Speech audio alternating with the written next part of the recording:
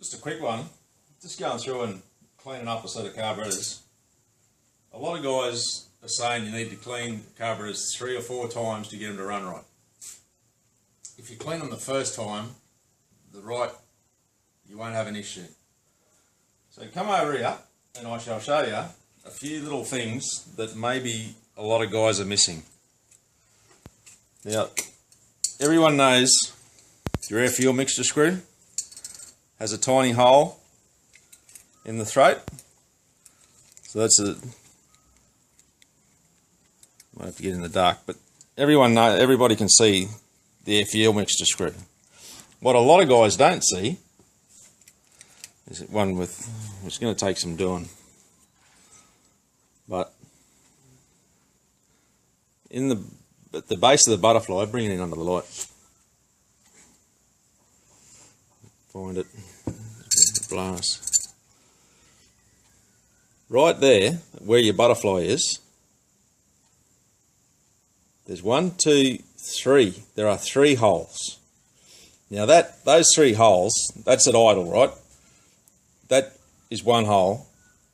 And as you go open, those 3 holes are what fuel your bike until the butterfly and your slides, until your slides kick in and your main circuits start. So those 3 holes do a lot of work.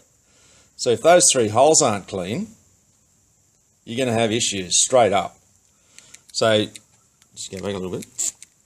So, I use oxy tip cleaners. Just get them from your local industrial store. And you can, if you need to, you can bend them. You can bend them back. They're pretty flexible little buggers. So you go through and you clean those 3. On the later models, I think there's 4. And the earlier models, there's only 2. The other hole that you need to look at, bring it back in,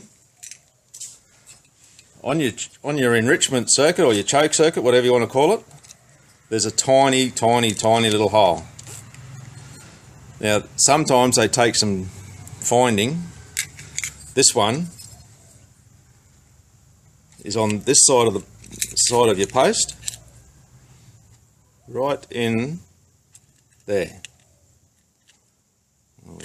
Can't see it, but there's a hole. Sometimes it's there, sometimes it's in behind the body, sometimes it's all the way around. That hole has to be open too. So if you've got that hole blocked, that's part of your enrichment circuit. So you need to clean down in there. You need to make sure that little tiny hole in here on the side of your post is free. And the other hole that is super important is the hole in your bowl. Now, this hole that leads, this lead hole here, comes where your enrichment pipe goes down through there. There is a tiny, tiny, it's fine. Now, if they're blocked up, all you can do is just feed your tip cleaner down there and just keep wiggling around and turn your bowl